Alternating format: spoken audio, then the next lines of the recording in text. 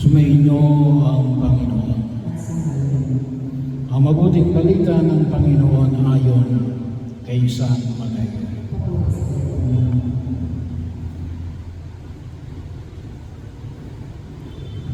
Noong panahon yung sinabi ni Jesus sa kanyang mga tao, saan ako nga iahambing ang mga tao ngayon? Katulad sila ng mga batang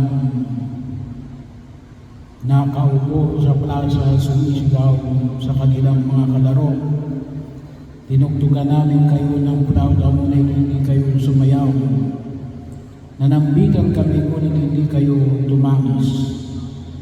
Sapagkat naparito si Juan na nag-aayuno at umiinom ng alak.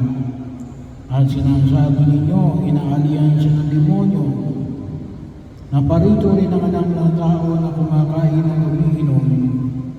At sinasabi naman nila, masdan ninyo ang taong ito, magakaw at maglalasing, kaibigan ng mga publikano at mga makasalanan.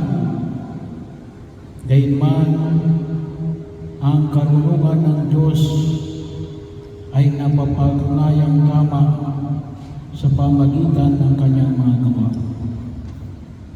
Ang mabuting balita ng Panginoon.